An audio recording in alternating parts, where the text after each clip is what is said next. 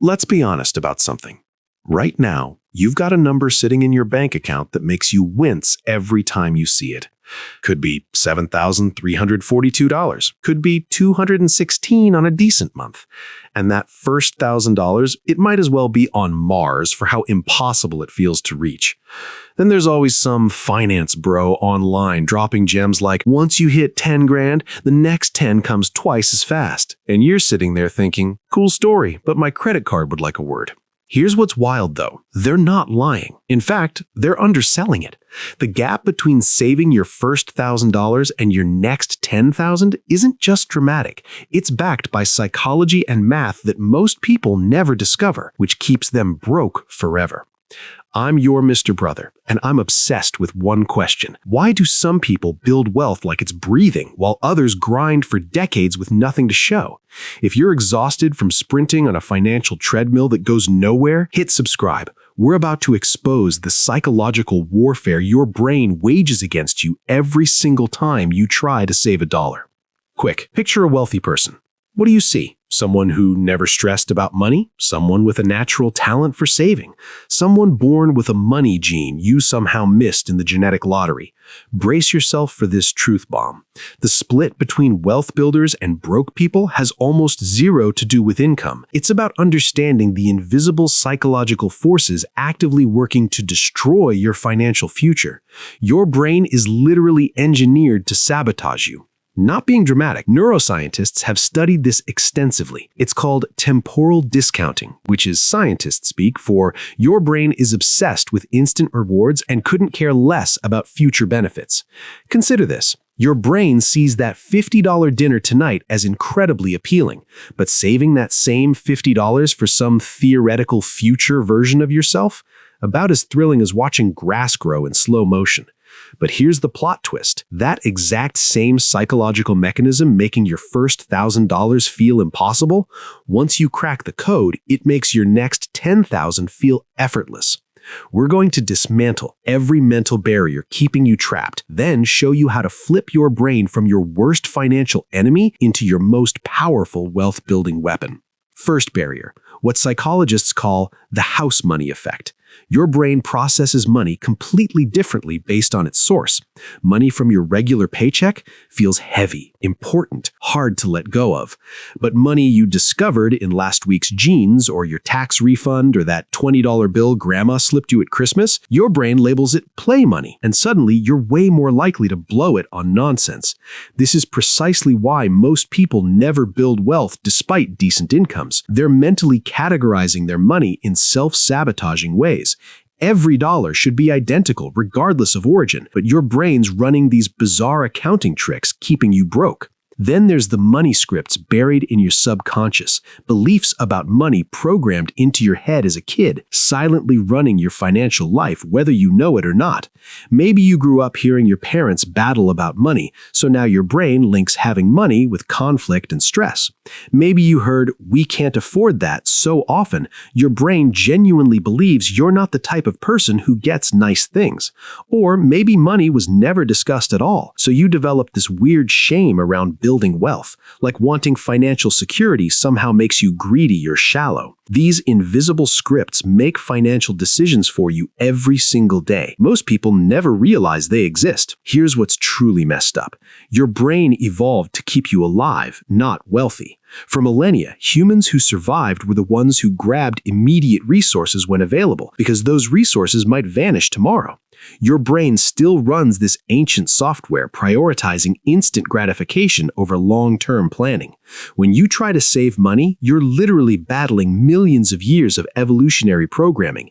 Your brain is screaming at you to spend that money now on something tangible, because what if there's no food tomorrow? What if the shelter disappears? What if this opportunity never returns? Completely irrational in our modern world, but your brain hasn't gotten the memo.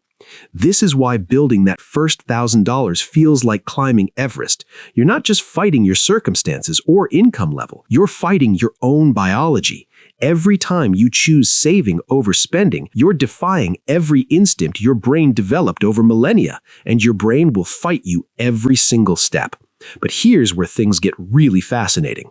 Once you hit certain psychological thresholds, something magical happens. Your brain stops seeing saving as deprivation and starts seeing it as achievement. Those same psychological mechanisms working against you suddenly flip and start working for you. The research is mind-blowing. There's something called self-efficacy, basically your belief in your ability to succeed at something. When you have $0 saved, the concept of $10,000 feels completely impossible. Your brain can't picture it, so it doesn't try. But once you hit your first $1,000, something clicks.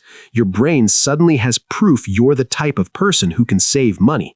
This isn't feel-good psychology. This is measurable, documented behavior change.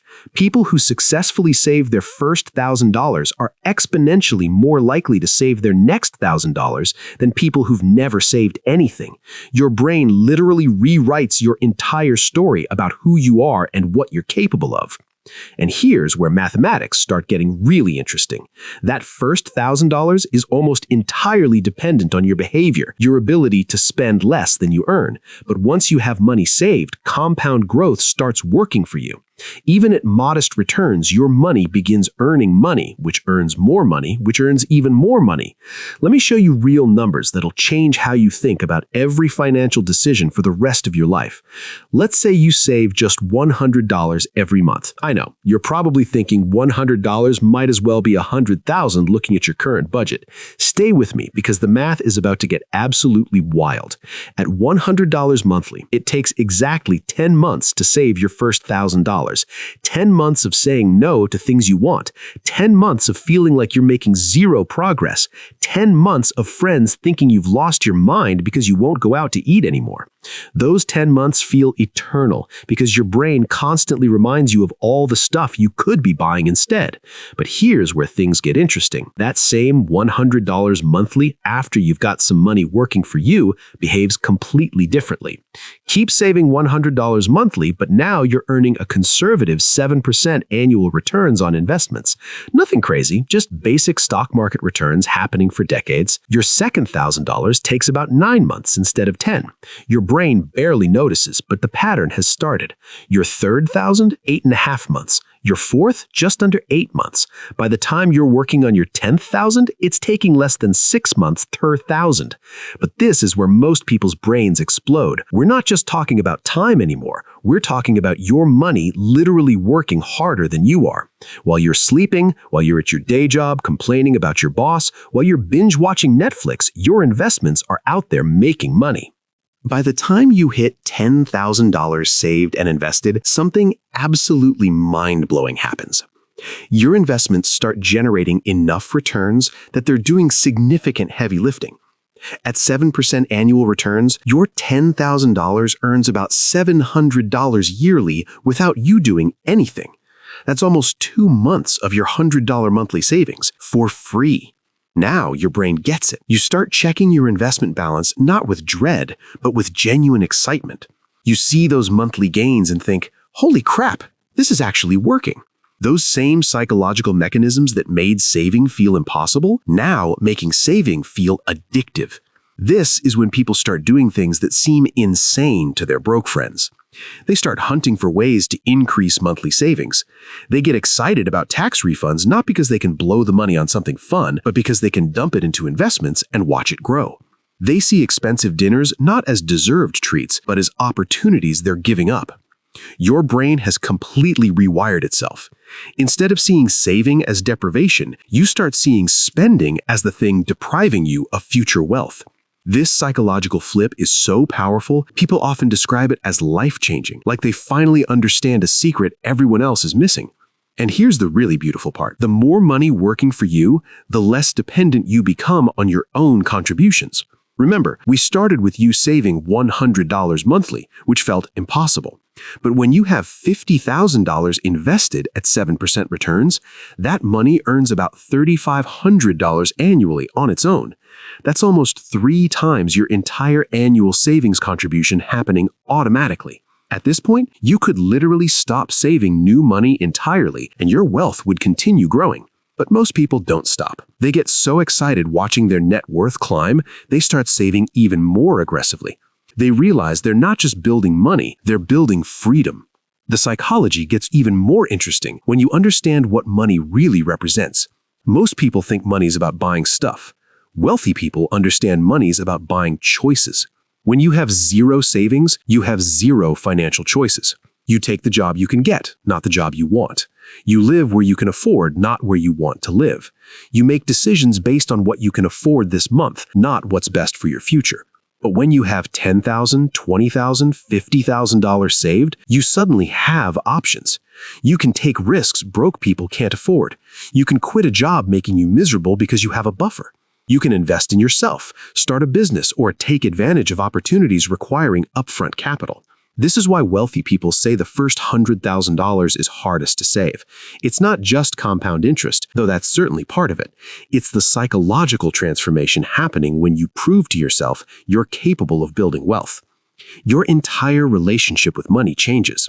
Most people never experience this transformation because they give up during those brutal first 10 months. They look at their pathetic savings balance and think, this isn't working.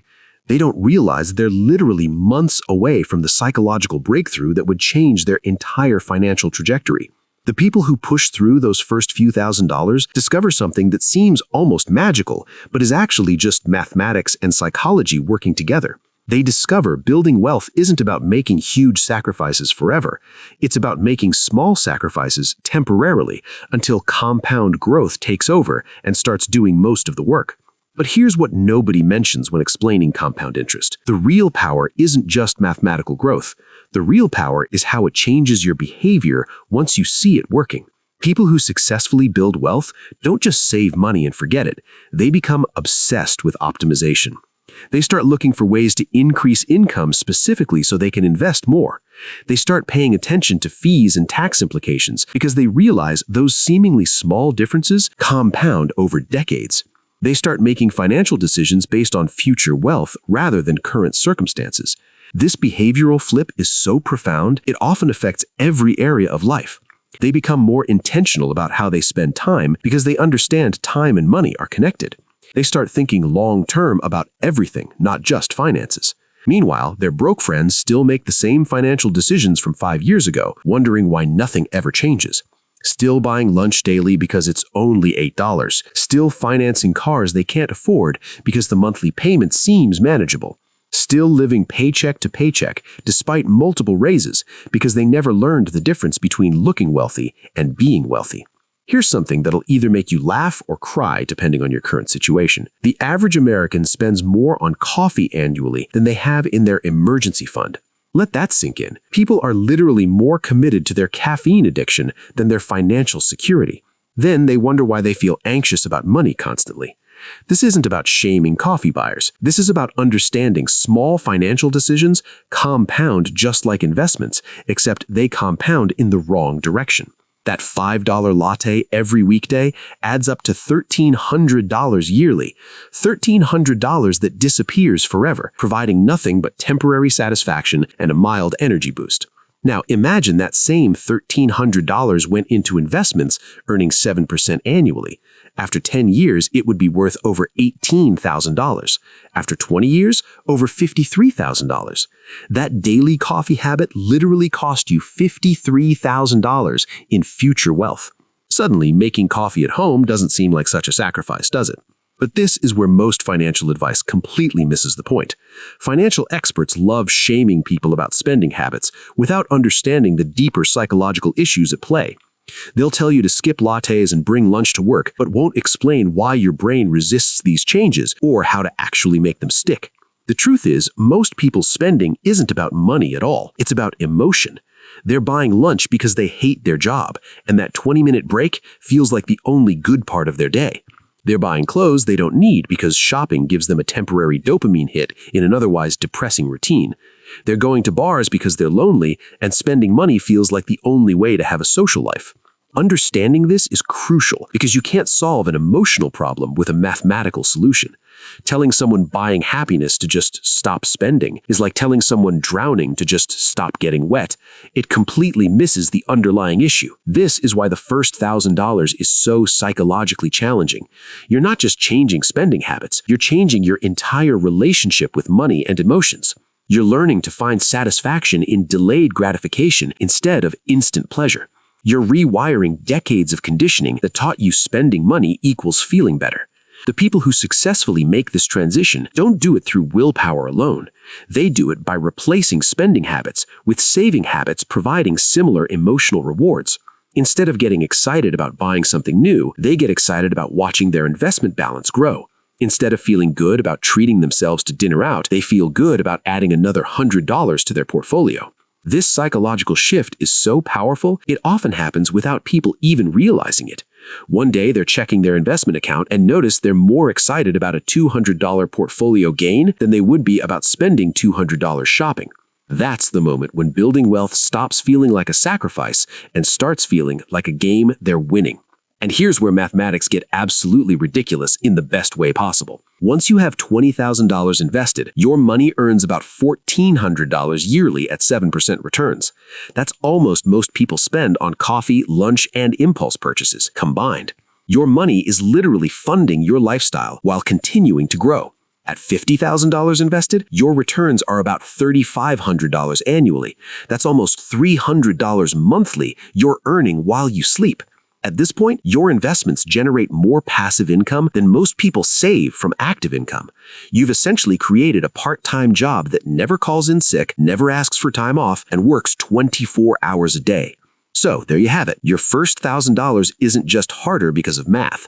It's harder because you're literally fighting your own brain's ancient programming while building completely new psychological pathways. But once you break through that barrier, compound interest and compound psychology work together to make wealth building feel almost automatic. The choice is yours. You can keep making excuses about why this won't work for you, or you can start that brutal but brief battle against your own impulses. Your future millionaire self is waiting.